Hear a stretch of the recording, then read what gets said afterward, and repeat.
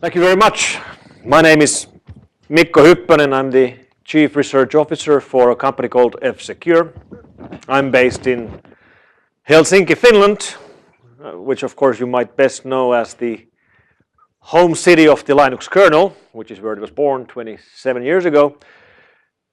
But I've spent the last 24 years myself reverse engineering malware and tracking online criminals. That's what I've been doing since 1991.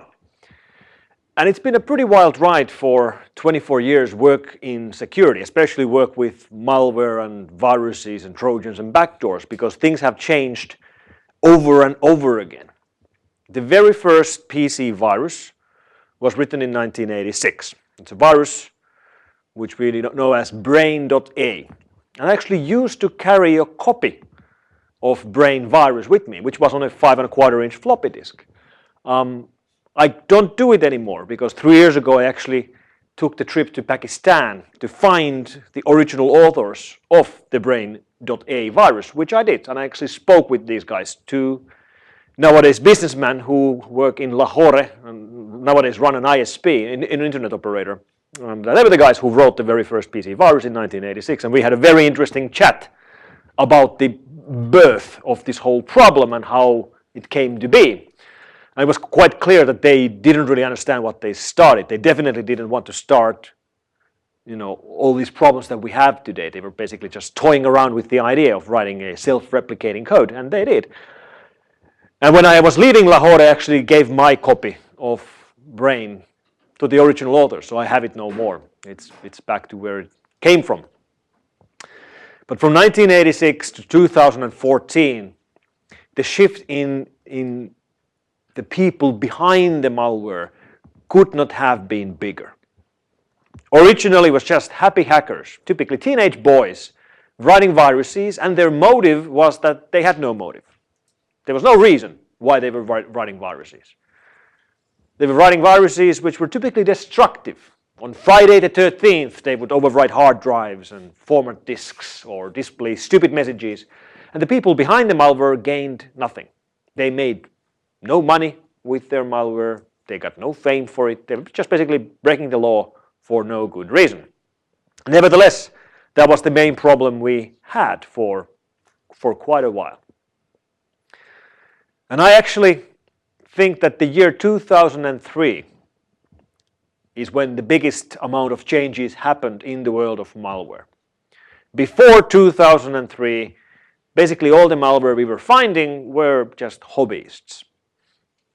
In 2003, well, first of all, we had a series of some of the largest malware outbreaks in history. Email worms and web worms. You remember things like Melissa or Love Letter, aka I Love You virus, which were going around in 2001 and 2002.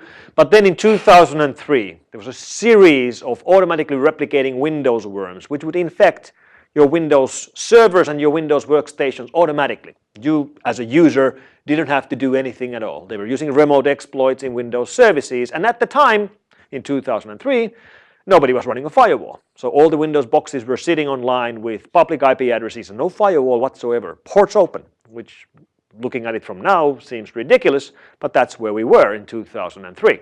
So Slammer, Sasser, Blaster, and a series of other worms went around and scanned every single IPv4 address, infecting every single Windows computer which was online and which hadn't been patched against the particular problems. And patching was problematic at the time because we had no Windows update. So people would actually go manually and download binaries from Microsoft.com to patch their Windows systems. So things were pretty bad. And that became the turning point. The problems became so bad for Microsoft that they simply had to do something, and they did. Bill Gates sent the famous trustworthy computing memo to all employees of Microsoft, and they really started turning around their security processes. And now looking at it over a decade later, well, that's exactly what they did. Microsoft used to be the worst example of workstation security. Nowadays, they're one of the best examples in how to do security correctly. In fact, if you take, let's say, 64-bit Windows 8.1 and compare its security architecture to pretty much anything else out there on the market, it's excellent. They've really changed things around. Of course, they still get targeted a lot because they are the biggest target on computer side. But it's not just computers that we use nowadays. Tablets, smartphones, of course, they have become another new target. And if you look at the Microsoft platforms, they actually are not being targeted on, for example, on the phone side, or on the smartphone side. They're actually Linux-based devices are target number one. And when I say Linux-based devices, I mean Android, because Android is a Linux distribution. And this is interesting because, of course, when you have Linux workstations and servers, computers, they don't really have a malware problem at all. Windows does. But then when you go to the smartphone world, it's exactly the other way around. Windows doesn't have a malware problem, Linux does, or Android does, which is surprising. But then again, it's exactly the same thing with the market shares. Android is number one on smartphones. Windows is number one on computers. Attackers go after the large, low-hanging fruit. So in 2003, Microsoft started to turn around. Something else happened in 2003 as well. We found the very first money-making malware. The first attacks from attackers who actually had a motive to do what they were doing, who actually wanted to steal or wanted to earn money somehow else. I mean, the very first examples of money-making with malware were basically cooperations of email spammers with malware writers. Spammers needed botnets or large amount of infected computers so they could use them to send out spam. And of course, malware writers had those computers to do it. And they started cooperating around 2003. And that's when spam problems shifted from being something that was done from rented servers to something which was done from botnets, from end-user computers. So money entered the picture. And very quickly after that, the old-school hobbyist malware writers disappeared.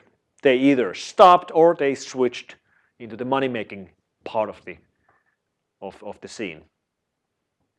And there was also a third major shift during the same year. In 2003 was the first time that I was analyzing a piece of malware in our labs at F-Secure, which we eventually deducted that this has to be something which was written by a government. This isn't done by a hobbyist. In 2003. The case in particular was a targeted attack sent to a European defense contractor company, and they sent us a sample. And at the time, this was still the time of email worms. So we would regularly get sample submissions from our customers who were running our antivirus on their companies. But almost always, practically every single time when we got a new sample, we would get the very same sample within half an hour or within 15 minutes from a dozen of other companies. Because these were outbreaks, like something started spreading over email and it very quickly went global. But in this particular case, we got a sample submission from our customer. They had sent samples to us numerous times before, but now we didn't get further samples. It was the only sample. We got one sample from one customer, which was unusual. What was even more unusual was that the sample wasn't a binary. It was a Windows system, but it wasn't an exe. It was a Word document, which actually contained an exploit. And that was unusual. So I spoke with the customer, like, how did you get this malware into your systems? And the customer said that that's actually unusual how we got it. We got it in an email, which was sent to one of our employees, a high-ranking executive. And it was sent by one of our clients. And when we spoke with the client, they actually never sent the email. It was a spoofed email.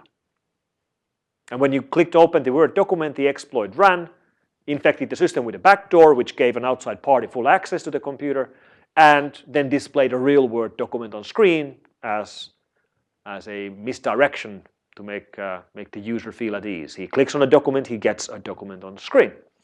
And this is exactly the same method that we still today in 2015 see in APT attacks or targeted attacks. And that particular attack came from China. And we are still seeing attacks coming from China today which use exactly the same method. Targeted attacks where the target doesn't get infected by chance. It's not random. The target has been chosen before. No one else gets infected. And the malware in question is tailor-made for that target. Please. You said this came from a government. How do you know it came from Well, we believe it came from a government. And one of the reasons why governments, intelligence agencies and militaries like using cyber attacks, if you will, or online attacks, is that they get deniability. It's very, very hard to prove this conclusively.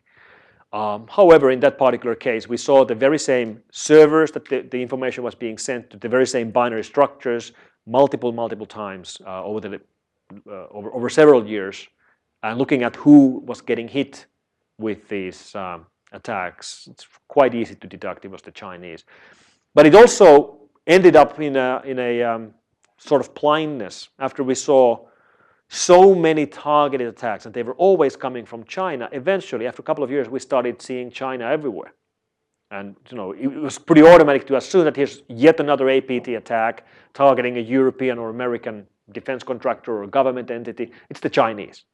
Until eventually we realized that not all of these are Chinese. There's also Russian cases, and so on and so on. Was there ever a counterattack to China? Of course, China has been targeted with attacks themselves from foreign governments as well. This has, of course, happened as well. Nevertheless, from that crucial year, from 2003, the game has changed. Hobbyists have disappeared. All the money making which is being done is nowadays being done by organized online crime gangs. And online crime gangs sound very virtual. I mean, what does it actually mean? So let's look at some of the examples of people who have been involved in money making with malware. In most cases, we were never able to track down the individuals behind the attack. Sometimes we are able to do it. Sometimes they even get taken into courts and charged. For example, this guy here is Vladimir Chachin, a Russian-Estonian living in the city of Tartu, who was running an operation which made something in the range of $12 million by spoofing DNS servers to use that to redirect traffic. And he's under custody right now, waiting extradition to the United States, actually. But the mechanisms that online criminals started to use to make money started shifting. From the early days where it was just spam, then we started seeing keyloggers. So your system gets infected, keylogger starts recording everything you type, and they collect your passwords, or even more importantly, your credit card information, which you type in every time you buy something online. You will be typing in your name, your address, your credit card information, your security code, and that's how they collect it. And then we started seeing banking Trojans. As online banking became more and more common, banking Trojans started exploiting money transfers online. And the interesting thing about banking Trojans is that banking Trojans practically never target the bank's own systems, because the bank's own systems are typically very well protected. Instead, they target banks' customers' systems. That's the easy target. That's the soft target. And of course, there's much less money to be stolen from the accounts of individual users, but they are much easier to catch, much easier to infect.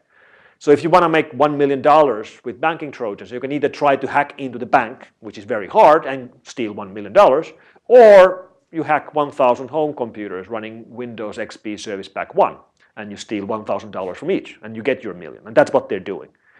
So the mechanisms banking Trojans practically always use is that the end user first gets infected through email attachments or through web exploit kits. And once they're infected with a banking Trojan, the Trojans do nothing. Nothing at all. They just simply sit and wait until one day the user himself decides to go online to do some online banking. For example, to pay his bills. And that's when the Trojans activate. They typically change account numbers on the fly or insert extra transactions. So you go online to pay 3 bills and you end up paying 4 bills and you never saw the 4th one. And this is the reason why banks were eventually forced into adding extra checks into their online banking systems.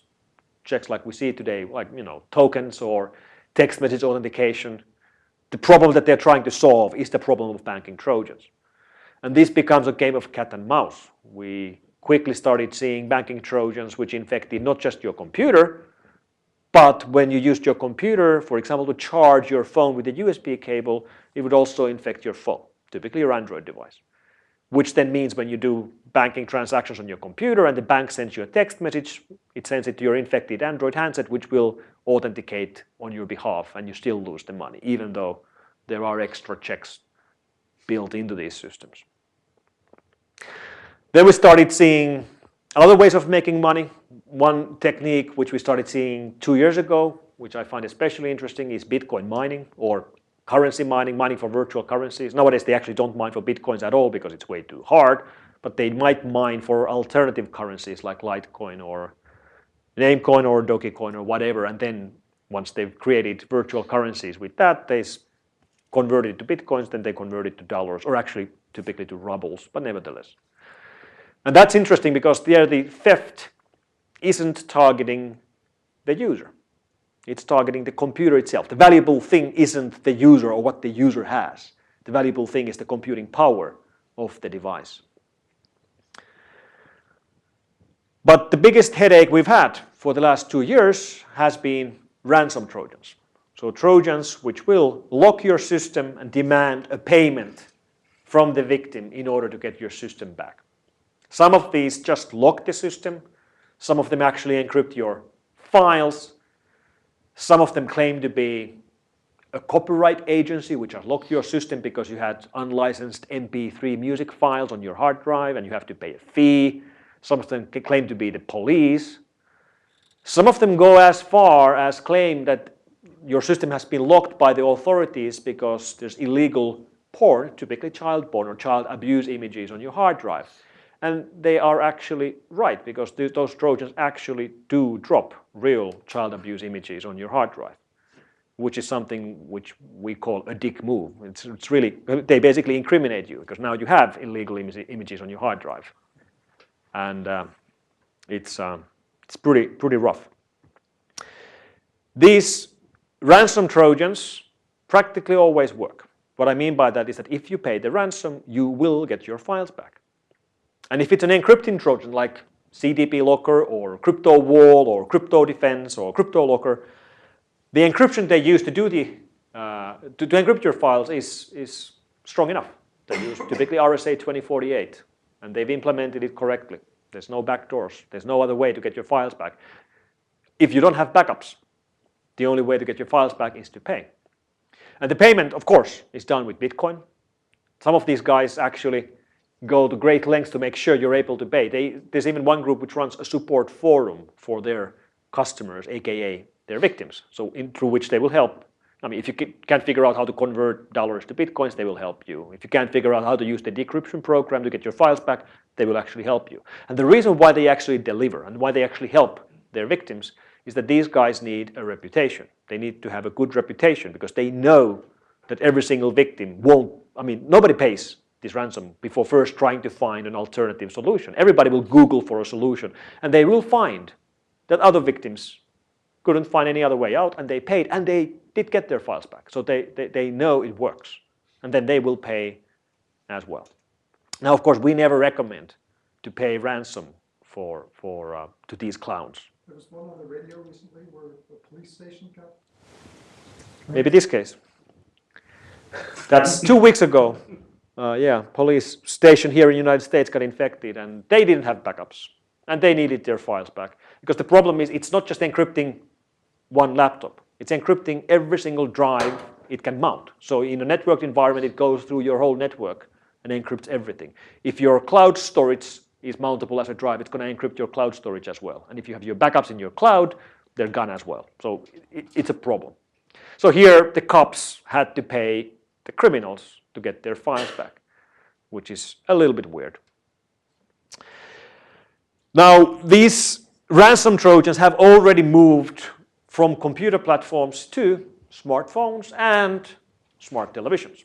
That's an Android phone locked by the Revenant Trojan, and that's an LG smart television locked by the Browlock Trojan, which tells the story of you haven't paid your TV tax.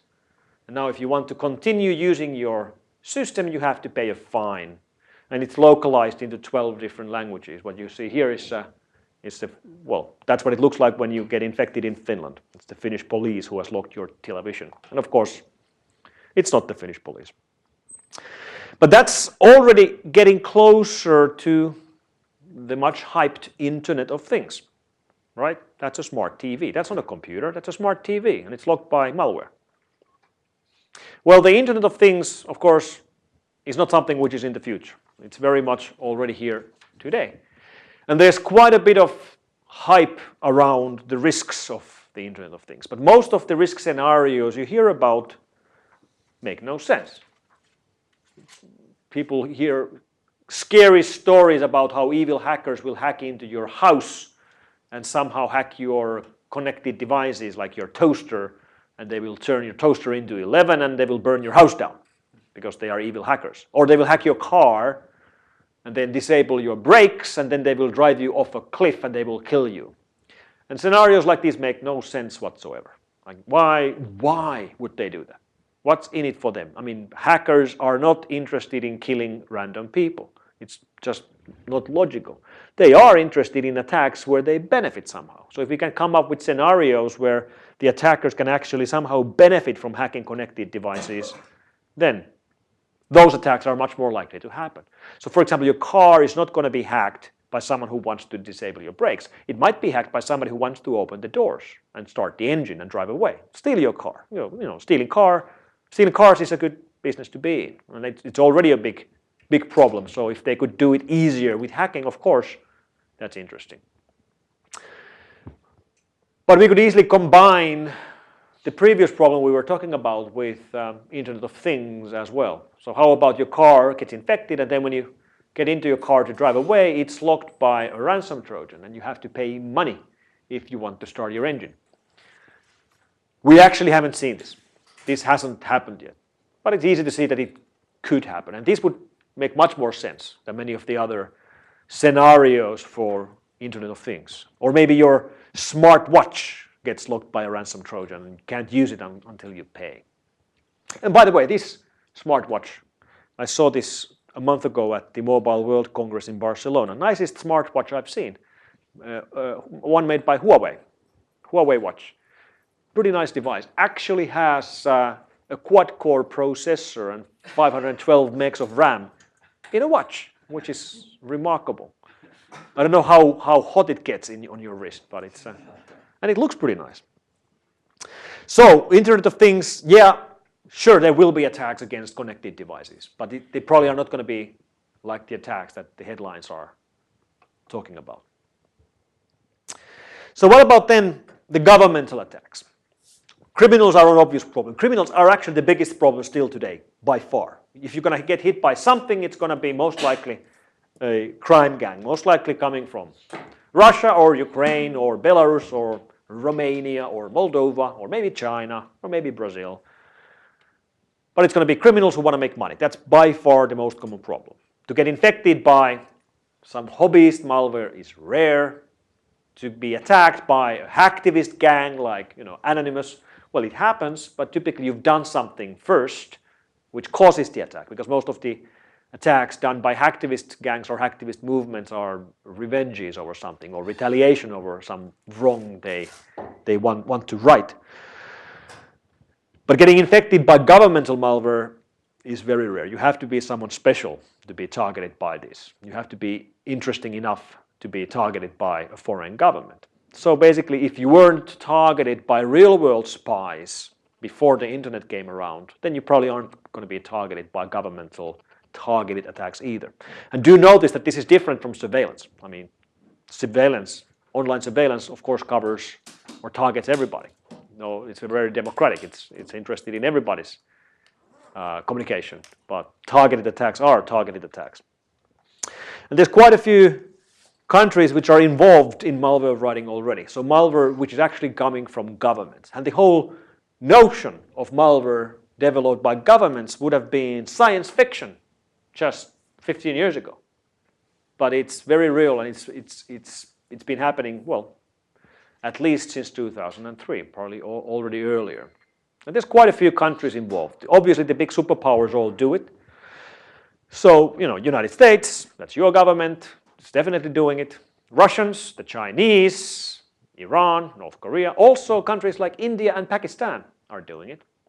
Even countries like Well, the Netherlands, Germany, Sweden, and so on are at least indirectly involved with malware writing. Many of the European examples actually are around malware writing which is done by law enforcement instead of intelligence agencies. So we're talking about cases where local law enforcement uses malware to infect their own citizens.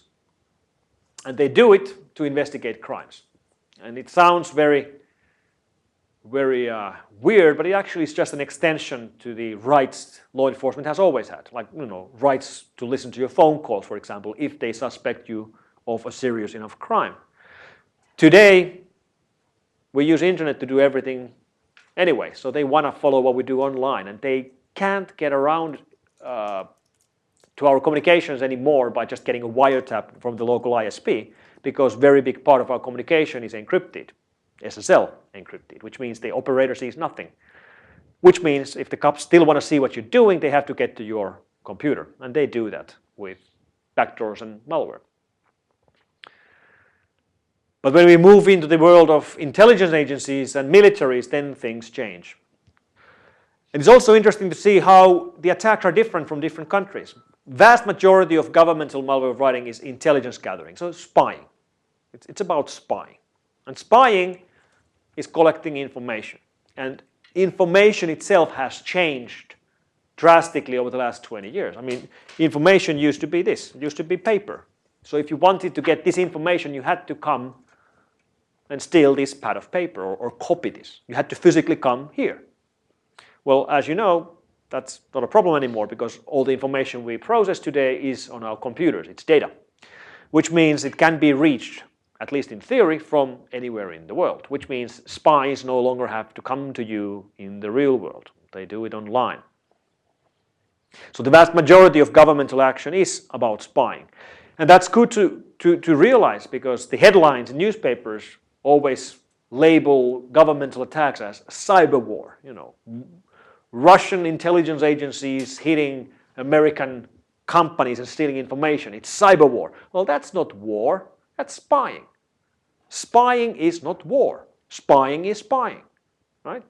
The fact that countries spy on each other doesn't mean that they are at war. Of course, spying is more important when you are in a war, but spying by itself isn't war, and we shouldn't call it war if it isn't war. Yes? So is Stuxnet war?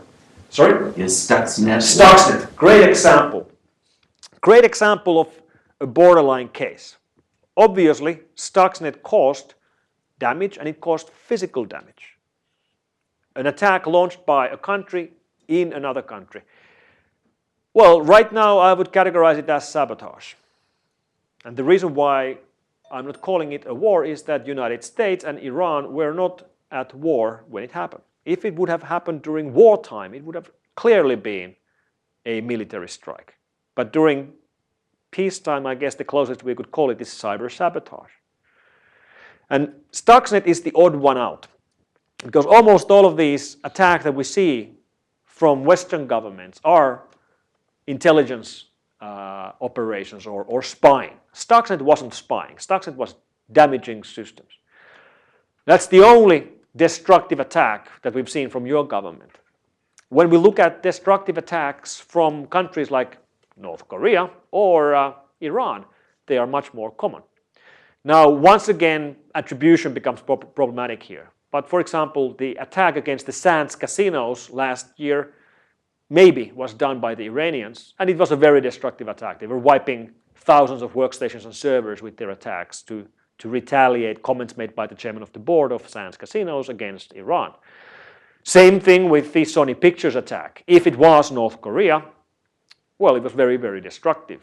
Not just wiping servers and workstations, but also stealing massive amounts of information and making it public, including stealing 4 unreleased Sony Pictures movies and putting them online for everybody to download.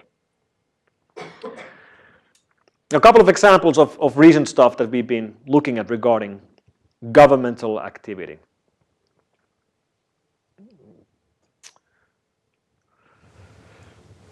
There's a family of malware which we call Dukes, which we believe are all coming from the Russian government. They're all used to do online espionage, and most of them have been active for the last year and a half in targeting practically only one country in the world. And that country is Ukraine, because Russia and Ukraine are right now in the middle of a conflict. And of course, in the middle of a conflict or war, espionage becomes even more important. The targets inside Ukraine include government offices, militaries, and military contractors. There's variations in these different Duke families, but they're all related. We can actually prove from technical details that they're coming from the same parties. Now, Cosmic Duke, we started seeing a little over a year ago. And it's also been distributed in emails, just like the old Chinese targeted attacks. It's basically a Windows binary, which is being emailed to the targets, and the targets keep on clicking on the binary. But the targets aren't stupid. So why do they fall for the oldest trick? Why do they click on a Windows binary that has been mailed to them? Because the attacker is pretty clever. That's basically what the Cosmic Duke binary looks like when it's created by the attacker. Natively, it's a Windows screensaver. When it comes out of the compiler, that's what it looks like. File.scr with the default Windows screensaver icon. If you would receive that as an email attachment, you probably wouldn't click on that. But that's not what it looks like when the attackers actually send it out. The first thing they do is that they change the icon of the file. And don't ask me why Windows allows you to change the icon of a screensaver to the icon of a PDF file, but it does. And it immediately, just by changing the icon, looks more trustworthy. Then the attackers rename the file name. From file.scr, they rename it to this. And that's gibberish. It makes no sense. And the reason why it makes no sense is that this file name is still missing one character, the first character in the file name, which is an invisible character. It's the Unicode RLO character, right to left override character, the character you use, for example, to display Arabic, which is written from right to left. And when that invisible character is added to the file name, then Windows will display the file name from right to left. And the file name becomes rcs.Ukraine gas pipeline security report March 2014.pdf. .pdf. It's not a PDF file. It's actually a screensaver. It's an SCR file, which you can tell because the file name starts with RCS, which is reversed SCR. But you would click on this. If you receive this attachment in an email from someone you know and trust, you will click on it. And yes, there will be an extra prompt from Windows when you click on an exe or a screensaver instead of clicking a PDF file. But users just click OK. I just click OK to make the box go away. That's what they do. So that's Cosmic Duke. Then we found Onion Duke last year, which is interesting in the way it replicates itself. We found rogue Onion routers online. You know the Tor routing system, which is used by thousands and thousands of people to reroute their internet traffic. We found rogue nodes, which work just like all the other nodes, except every time you downloaded a binary, it would infect it on the fly. So if you were downloading Windows binaries over HTTP, instead of HTTPS, if you were using HTTP and downloaded any exe file, you would get an infected file instead. Which means many automatic update systems, which download updates in the background and update applications on their own, would actually automatically infect your system. You wouldn't even have to do anything if they were using HTTP instead of HTTPS, which of course they shouldn't, but surprisingly many did. So this was Russian government running rogue nodes to infect downloads over the Tor network. We don't exactly know who they were targeting with this, but they were doing this. And then this morning, we released a paper on Cozy Duke, which is the latest in this series of malware coming from the Russian government. We actually have a white paper out on this in our blog if you're interested in details on this particular case. But I'll just highlight one feature in it, which is the way they do command and control. Because these are all bots. They all need control. There has to be a server somewhere through which the attackers can control the infected machines or can, for example, steal data from there. So they somehow have to connect back to the masterminds or back to the spies. Traditional way of doing this is just having a static domain name and a server running at that domain name. But it's fairly easy to shut down domain names like that. Or even better, take them over and run it as a honeypot, which gives you then information about who's infected, which we've done several times, and it works like a charm. So the attackers have been trying to figure out new alternative ways of controlling, doing the command and control, so it couldn't be taken over or it couldn't be shut down. In this particular case, they decided to use Twitter. So this is from the configuration file of Cozy Duke. It actually names a Twitter account called US2515, and then it sets these special delimiters that is being used to mark tweets, which then become commands for the botnet. And that account US2515 is actually live on Twitter right now. It was still running this morning when I checked a couple of hours ago. Account called Not a Researcher, with the avatar being a picture of a monkey riding on a bear. Don't ask me why. And it follows one account only, and that account is called Monkey Drive, another reference to monkeys. And that account actually had 2 tweets which matched the format that this particular Trojan is looking for. The latest tweet is from February 27th, so that's less than 2 months ago. And these monkey references keep on coming. One of the ways they have actually been distributing Cozy Duke is through emails which link the user into a video about monkeys in an office. So we don't really know what the significance of this is, but it is clearly linked back to the same operations which we believe are coming from the Russian government. And this Cozy Duke is the malware which hit White House in October. So it's Russian actors trying to gain access to US government systems. And I actually tried looking at the White House computer systems a little bit about like what kind of computers are they actually using in the White House. So I was looking at open source, like pictures from White House. Well, it seems to be it's mostly running Windows-based systems.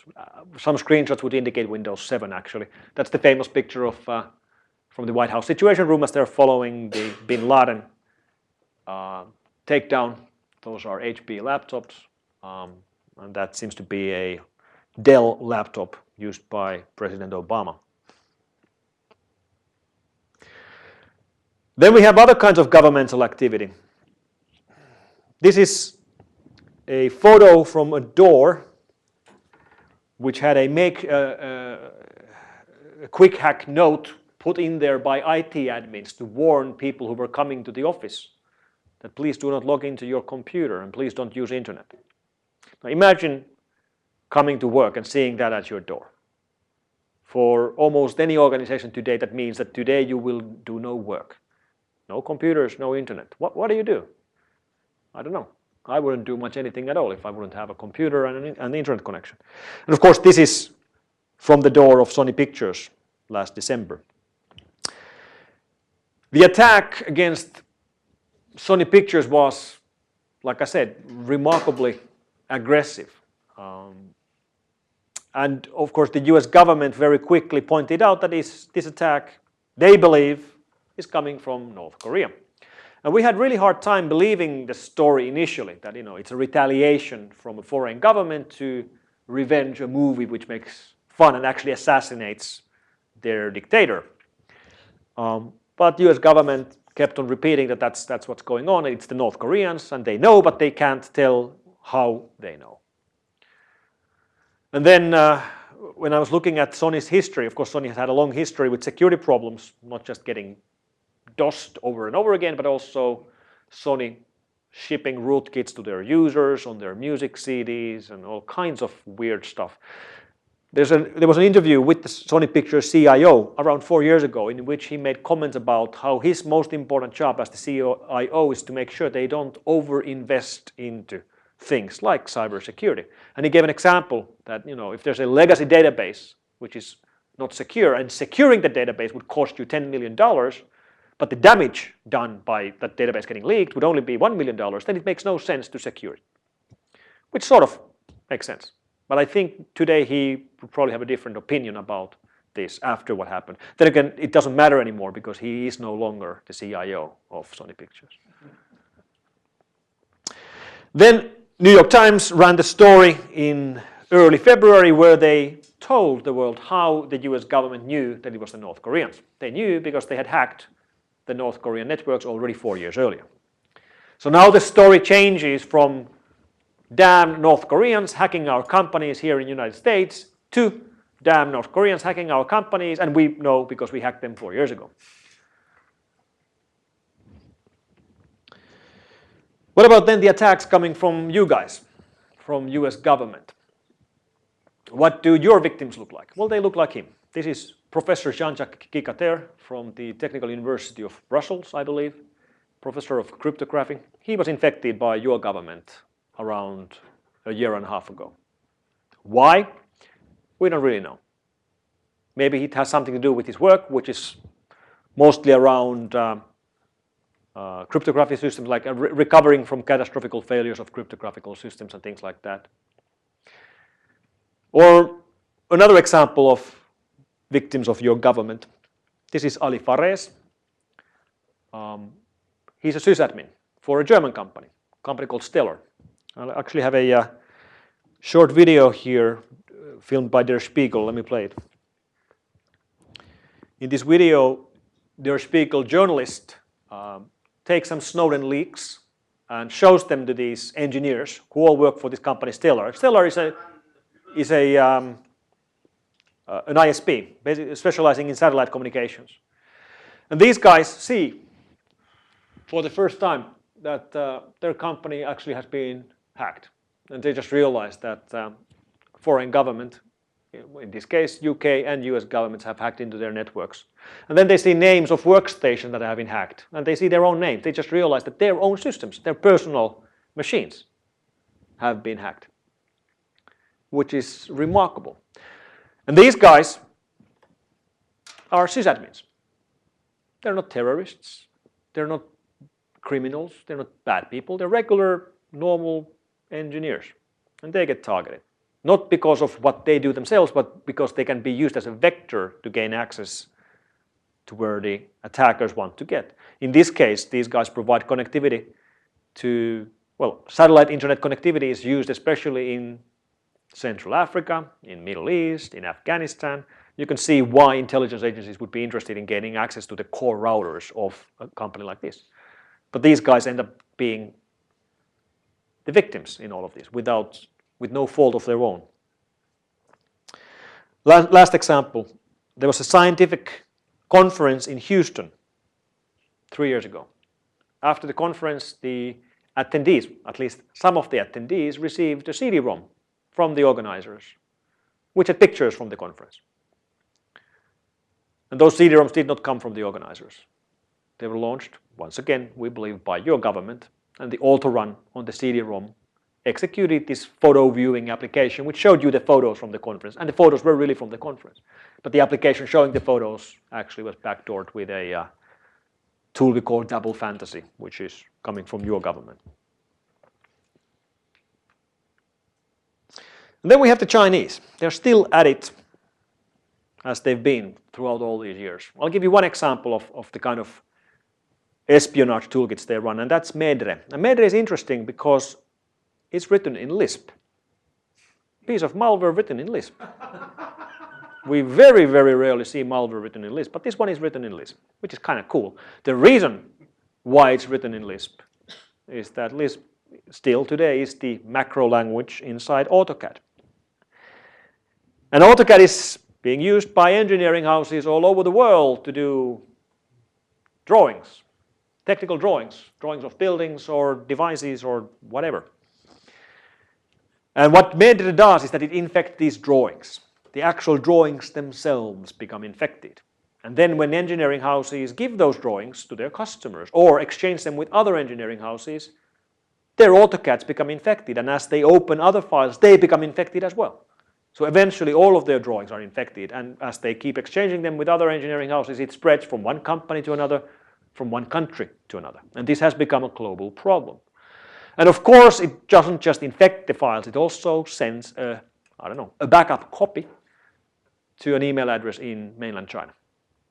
So they gather a remarkable collection of technical drawings from all kinds of engineering houses all over the world with this particular attack.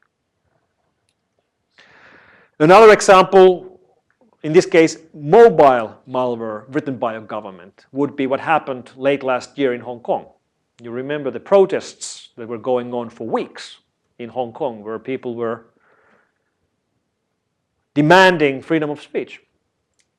These protests were organized by several local freedom of speech organizations, and they were of course organized over the internet and over smartphones. Here's a WhatsApp message sent by the organizers, which has a link to an application you could actually download and install to your iPhone or Android, which would then, you could use it to communicate with the other protesters and get information about activities. The only problem was that this WhatsApp message was not sent by the organizers. This was sent from mainland China. It was spoofed to look like a real message from the organizers, but it wasn't. And the application that you got when you followed the link was a real application, which really did allow you to communicate with the other protesters and see information about the protests. But it also collected your address book and sent it to mainland China, and it also collected your location with GPS and sent that to mainland China. So here's an example of mobile malware written by a government. And 2 weeks ago, we were all following the massive attack against GitHub. The attack was done with the Great Firewall of China, basically turning it around. Great Firewall of China has originally been built to filter traffic coming out of China, to block websites or pages that they don't like for one reason or another. In this particular case, they turned it around when people from outside of China visited Chinese websites. The Great Firewall would inject an extra JavaScript into your browser, and that would cause your browser to run this script, which would then cause your browser to generate massive amounts of traffic against GitHub, in particular against 2 pages under github.org. One of them is called Great Fire, one of them is called CNN New York Times. And Great Fire is an organization which provides information on how to bypass the Great Firewall of China. How to run VPNs, how to run Tor, how to run your own proxies, which is obviously information that the Great Firewall itself would try to filter. The main website of Great Fire is called greatfire.org, and that has been filtered by the Chinese for years. But now they were hosting their information in addition of their own website under GitHub. And now this became a problem for the Chinese government, because they wanted to filter that information out. They didn't want people to go and read that information. However, github.org runs under SSL. They have no HTTP version of the site. Every page is HTTPS, which means when there's traffic coming out from China and passes through the Great Firewall, they don't know which page under github.org you're going to. They just see that you're going to github.org, which means they cannot filter out just these pages under github.org. They either have to filter out the whole site or nothing. They can't select individual pages to be filtered. So what do if you want to filter or want to get rid of information and you can't filter it? And then they can't filter all of github.org because Chinese companies, I actually checked, Huawei has 32 open source projects which are run from github.org. Xiaomi had, I think, 16 open source projects under Xiaomi. Chinese companies need GitHub. They cannot filter out github.org. It just cannot be done. So what they were trying to do here is bullying. They're trying to bully github.org to removing the offensive content themselves. They create massive attack, very costly and painful attack for GitHub and keep it up. And the GitHub admins know that if they would just get rid of those 2 pages, the attack would stop. And this is bullying.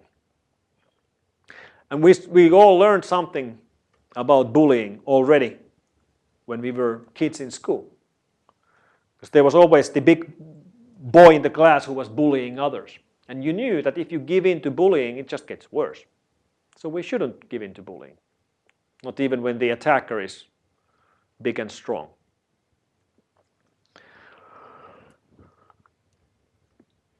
This particular attack against GitHub is highly unusual.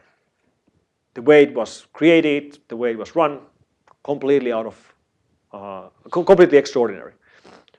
Most of the attacks we see online are much more mundane. Typically, most of them are actually bought from services that specialize in launching attacks.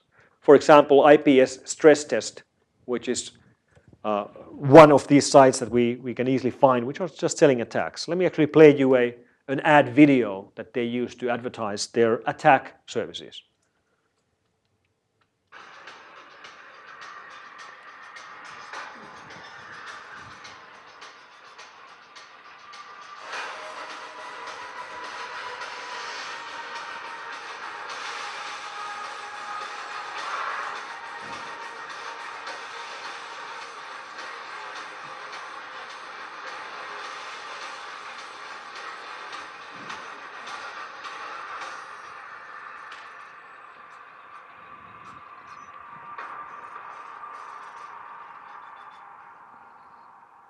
Nice video. Almost makes me feel like going to buy a DDoS attack. No, I don't recommend anybody to use their services, but I think it's a good example on just how shameless many of these operators are. It's easy to buy these attacks. How much does an attack cost? They're surprisingly cheap to buy. For an attack, like let's say an hour of keeping another website down, you would pay $5 to $10. So very affordable. Of course, they can't. It depends on the size of the site you really need to take down. But obviously any site can always be DOSed. If you just can generate enough traffic, it can happen. We saw a very good example of that during Christmas period when Sony PlayStation Network, which has 140 million users, was taken down. By the way, with a botnet which was running on top of DSL boxes. So the botnet that caused the amount of traffic for Xbox Live and PlayStation Network, that botnet wasn't infected computers. It was infected DSL modems. So we're getting closer back to what we were discussing about the infected Internet of Things. That's connected devices launching an attack of that scale. So what's the biggest lie on the Internet? What's the biggest lie? A lie you all do all the time. It is, I have read and I agree to the license agreement. And you know it's true. Because you keep making this lie every time you sign up to a new service, every time you install an app, every time you install an application. And we know that people lie. We know because we tried this. We actually set up a free Wi-Fi hotspot in London late last year. And in the license agreement for the free Wi-Fi, somewhere in the center of all the legalese, we had a small segment about your firstborn child, where we would take your kid and keep it, or if you don't have children, we would take your most beloved pet. And everybody clicked OK. Everybody, of course, clicked OK. And this is how we keep signing away our rights.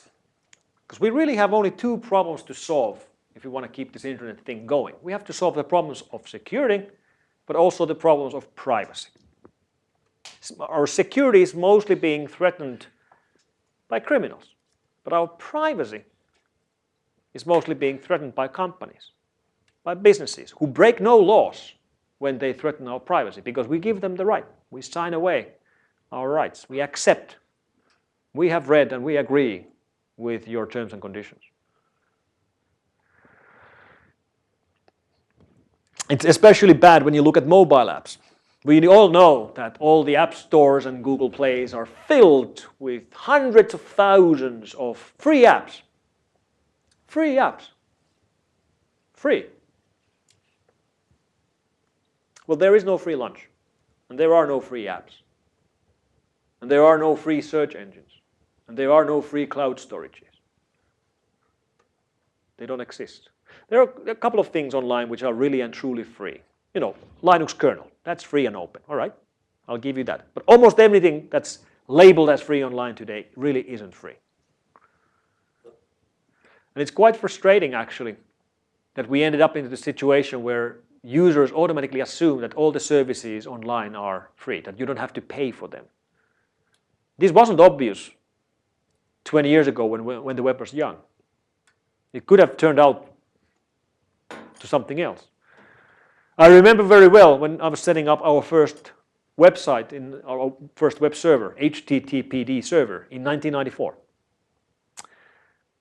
And we set up our first website and we got a couple of visitors. It was exciting, and we realized that this is going to become a big thing. This web thing is going to become huge because it's so easy to use.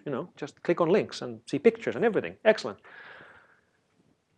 And then we had a discussion with a couple of the guys in the lab about what does it mean? Well, it will mean that eventually there's going to be lots of content online. Content like, I don't know, news or weather reports, maybe even entertainment, maybe even videos, maybe books. Things like these will happen. But then we were confused about, okay, if that's going to happen, if we're going to get all this content online, how are we going to pay for the content? And we had no idea, but we assumed that the browsers would integrate some sort of a payment system. And there would be a button to pay for the content. Like I want to read that news article. And I click the button to pay, I don't know, a cent for the article. Or I want to read today's Dilbert for half a cent. Click. Something like that. That's what we assumed. Well, we were wrong. 20 years later, we still don't have a way of paying for content online. Instead, this completely alternative way of paying for content appeared, which is profiling the users and selling that information to advertisers. That's how Google works, that's how Facebook works, that's how all the free services work. And this is, it's remarkable when you look at how the monetization works. Like you install the simplest app you can imagine, like a flashlight app for your smartphone. And then you look at the rights it requests from you, including the right to see your location and to access your mails and to send all that information out. Because they have to monetize somehow, right? So collecting your information and selling it out works.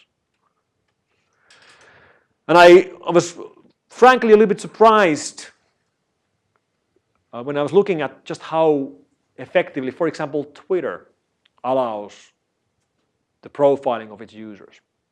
Like if you actually go, it's very enlightening when you go to these services like Google or Facebook or Twitter, not as a user, but as a customer, as a paying customer. You go there and you buy an ad. Because then you see just how well you can target the ads. So for example, you go to Twitter and you want to promote a tweet. You want to get one single tweet shown to other people. So it lets you to, target your campaign, target your tweet campaign. And you can do basic stuff like time of day when this tweet is going to be shown to people and you actually pay for this tweet to be shown.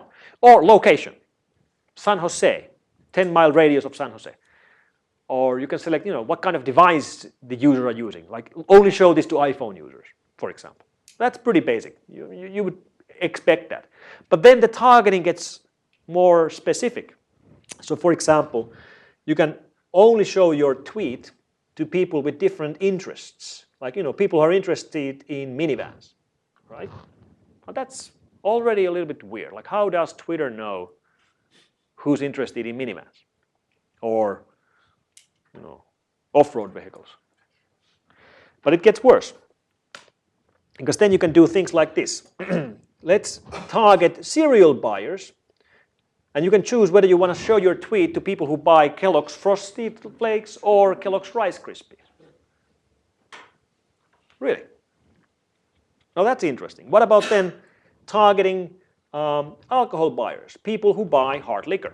And it will tell you that there's 1.63 million people like this that this could be shown. Your tweet could be shown. And of course you can combine these. So let's show my tweet to hard liquor buyers who like minivans and live in San Jose. And it will tell you exactly how many people there are like that. And it will show your tweet to them as long as you pay. Or income, how much money you're making. You want to show it to rich people? No problem. There's 551,000 Twitter users whose household income is more than $100,000 a year. Or people who have lately been wed. Or people or families which are expecting right now. There's 1.62 million Twitter users who are expecting a baby right now. And now it gets weird. Like, how does Twitter know this? How do they know? Really know They really do know. They do know. This is no joke. This will work. And the trick here is this small part, provided by CPG or Axiom or a bunch of other data brokers. So this information is not based on your tweets. It has nothing to do with your tweets. This information is based on information that these data brokers collect from the real world. For example, by buying the information from frequent buyer programs here in the real world. And then they combine your information, like for example your buying habits, to your Twitter account, and they do the connection with your mobile phone number. You have to register with your mobile phone number, and they know that this guy who buys hard liquor with this credit card has this phone number, and it's the same phone number as this Twitter account. They know it's you. So now you could easily create an ad campaign which only shows your ads to families which are expecting a kid and are buying a lot of hard liquor, which probably would be the majority of them. It's pretty stressful. Are they checking if you have the correct phone numbers? I don't know how well this actually is checked into their systems. Of course, you can game the system easy if you know how it works. That's the point. I suppose most people have no idea. And of course, they could also connect you to this data with your email address or even with your street address, although I don't think Twitter asks for your street address. They do ask for your email and your mobile phone number, and that's enough to link you back. And it is a bit sad to realize that the best minds in the world are spending their effort into delivering of ads and into profiling of us internet users. There are great minds in work in companies right here in Silicon Valley who could be doing something important. And instead they are focused on delivering ads, which is a bit sad. It's great to get all these free services, but frankly, I'd rather pay money for these services if they then wouldn't profile me. But I don't have that option. They don't pass on your information too. Yeah, of course, if like I said, I'd rather pay money if I would then know that they wouldn't profile me. But how do you know? Has anybody done the arithmetic as to how much it would actually cost to do a search on Google if I paid for it? Well, we can calculate Google's monetization and look at it the other way around. Google's profit last year was $12 billion. If we make a modest assumption that they have 1 billion users, that means that you made them $12 of profit last year. So did you, so did you, so did me. He doesn't use Google. He searches in libraries. Well, if he didn't make $12, then you had to make $24, right? Yeah. Yeah, that was the question I was trying to ask, is what fraction of Google's income goes to running the ad infrastructure as compared to actually doing the search? It's hard to separate the ad infrastructure from everything else. We do know how much money Google puts into data centers, and that's roughly $2 billion a quarter. $2 billion a quarter, which is remarkable. A company which products are free, where users pay no money for the products, a company invests $2 billion a quarter just into their data centers. And yet they're still profitable. So it's one of those things that we could have never ever guessed 20 years ago when the web was young, that this could actually happen, but it did. It's remarkable. So it's been a pretty wild ride. From the early days of viruses spreading on floppy disks, written by happy hackers for fun, into the world of organized online crime, and into the world of governmental malware writing. But like I said, we only have to solve the problems of security and privacy. And we were the first generation that got online. We all received a free and open internet. And now it's up to us to decide what kind of an internet are we leaving for the next generations. Thank you very much.